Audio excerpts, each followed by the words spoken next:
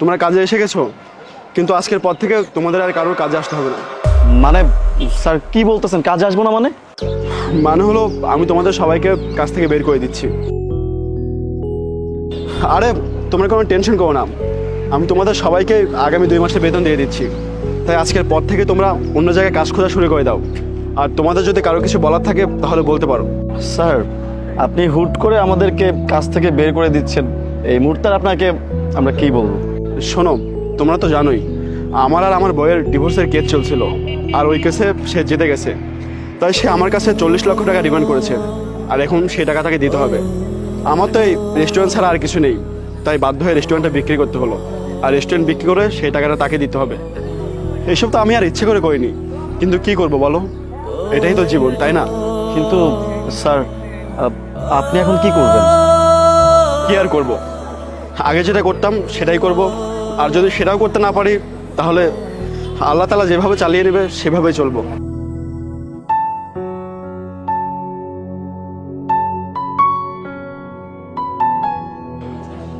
এই নেন আপনার চা।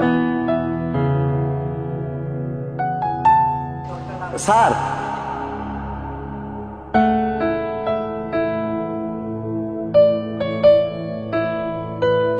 আরে তুমি এইখানে? স্যার কেমন আছেন? হ্যাঁ আমি ভালো আছি, তুমি কেমন আছো? জি স্যার, আপনার বোধহয় স্যার ভালোই আছি। আসো বসে কথা বলি। হ্যাঁ স্যার। রেস্টুরেন্টটা ছেড়ে দেওয়ার পরে এটাই করছি এখন, এই দোকানটা চালাচ্ছি। তা তুমি বলো, তুমি এত দূর কি মনে করে আসলে? স্যার আমি তো আপনার পিছন পিছন চলে আসছি আপনার কাছে কাজের জন্য স্যার। কি আমার পিছন পিছন আসছো কাজ চাইতে? আর আমার নিজেরই তো ইনকাম নাই, তোমাকে কিভাবে কাজ দিব? স্যার কি বলতেছেন স্যার, কাজ নাই মানে? আমি তো দেখতেছি স্যার আপনার দোকানে অনেক কাম। এই যে স্যার আপনি যে একা একা চা বানান, একা একা চাড়ি দেন স্যার, একটা স্টাফ থাকলে চাড়িতে লয়ে দিতে পারবো। মনে করেন স্যার আমি ওই কাজটাই করলাম, কিন্তু স্যার আমি আপনার সাথে কাজ করতে চাই। হ্যাঁ তুমি দেখেছো ঠিকই, আমার এখানে অনেক কাজ আছে, কিন্তু আমার দোকানে কোনো স্টাফ লাগবে না। স্যার কোনো সমস্যা নেই স্যার, টাকা পয়সা যা দিবেন স্যার ওটা দিলেই চলবো স্যার, আমার কোনো চাহিদা নাই স্যার। আর যদি দিতে না পারি? স্যার না দিলেও সমস্যা নাই স্যার, আমি শুধু স্যার আপনার সাথে কাজ করতে চাই। আর এসব কি বলছো, এসব বাদ দাও তো, আমি তোমাকে আসলে কোনো কাজ দিতে পারবো না।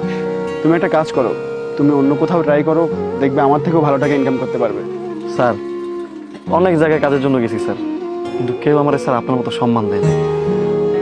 আর স্যার আপনার মনে আছে যখন স্যার আমি আপনার রেস্টুরেন্টে চাকরি করতাম স্যার, আমি বলছিলাম স্যার একটা জমি আছে আমার, খুব ভালো দামে বিক্রি করছিলাম স্যার। ওই টাকাটা কিন্তু স্যার আমার ব্যাংকেই ছিল, আমি চাইলে কিন্তু স্যার ওই জমির টাকা দিয়ে কোনো একটা ব্যবসা করতে পারতাম, কিন্তু আপনার মতো মালিক পেয়ে স্যার আমি ওই টাকায় হাতই দিইনি। আমি চিন্তা করছি সারা জীবন আপনাকে কাম করবো, কিন্তু স্যার মাঝপথে স্যার ওই যে আমার বউটা অসুস্থ হয়ে পড়লো, সব টাকাগুলা ওইখানে খরচ হয়ে গেল। এরপর স্যার আপনার কাছ থেকে 20 দিনের ছুটি রইলাম, আর 20 দিনের ছুটিতে স্যার একটা দিনও কাম করি নেই। কিন্তু স্যার আপনি কিন্তু একটা টাকাও কাটেন নাই স্যার, আমার স্পষ্ট মনে আছে স্যার, আপনি আমার 30 দিনের টাকাই দিয়েছিলেন স্যার। আপনার মতো মানুষটা কি ভুলে যাওয়া যায়? এটা কিন্তু আমি একা বলতেছি না, আপনার রেস্টুরেন্টে যারা কাম করছে প্রত্যেকটা স্টাফ, প্রত্যেকটা কর্মচারী সবাই কিন্তু স্যার আপনার অনেক ভালোবাসতো, আপনার অনেক সম্মান করতো। আর তাছাড়া আপনি তো কাউরে কর্মচারী মনে করতেন না, আপনি মনে করতেন সবাই আপনার পরিবারের লোক। আপনি স্যার তখন ছোট্ট একটা হোটেল থেকে বড় একটা রেস্টুরেন্ট দিতে পারছেন, এখনো চাইলে আপনি ছোট্ট একটা চায়ের দোকান থেকে অনেক কিছু করতে পারবেন। কিন্তু স্যার একটা কথা, আমি শুধু স্যার আপনার এই সফরের সাথী হইতে চাই। তোমার মতন সঙ্গী পেলে আমি আরও একটা রেস্টুরেন্ট দিতে পারবো। জানো, আমি না মাঝপথে এটা ভেবেছিলাম যে আমি জীবনে যা কিছু অর্জন করেছি সব কিছু হয়তো বা শেষ হয়ে গেছে, কিন্তু না, আমার মনে হয় আরও একটা জিনিস এখনো বেঁচে আছে, সেটা হচ্ছে তোমাদের ভালোবাসা আর সম্মান। স্যার আপনার যা রুজি করছেন আপনি তো ভাগ দিয়েই খাইছেন, ওই ভাগ থেকে তো আমরাও খাইছি। আর আপনি তো সবসময় শিখাইছেন মানুষটা কেমনে সম্মান আর ভালোবাসা দিয়ে কথা বলতে হয়, মানুষটা কেমনে সাহায্য করতে হয়, মানুষের যখন খারাপ সময় যায় তখন টাকার চাইতে বেশি প্রয়োজন তার পাশে দাঁড়ানো। আর আপনি যে সম্মান নামায় দিয়েছেন স্যার, এটা ঋণ আমি কখনো শোধ করতে পারবো না স্যার। আপনি শুধু আমার আপনার লগে কামে রাখেন। এই যে ভাই একটা চা দেন তো। স্যার আমি দেখি।